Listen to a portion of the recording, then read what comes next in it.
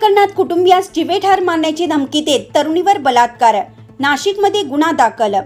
प्रेम प्रकरणात कुटुंबियास जीवेठार मारण्याची धमकी देत एकाने तरुणीवर बलात्कार केल्याप्रकरणी पंचवटी पोलीस ठाण्यात बलात्कार आणि माहिती ॲक्टनुसार गुन्हा दाखल करण्यात आला आहे।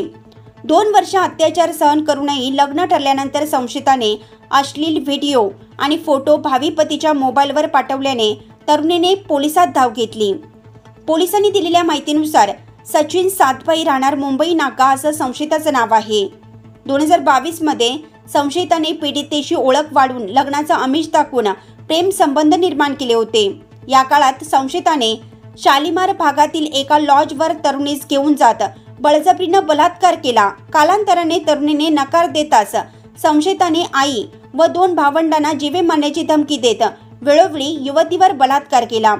या काळात त्याने तरुणीचे अश्लील फोटो व व्हिडिओ काढला होता। युवतीचं लग्न ठरल्याची माहिती मिळताच संशयिताने भावी पतीच्या मोबाईलवर पाठवल्याने हा प्रकार पोलिसात पोहोचला आहे।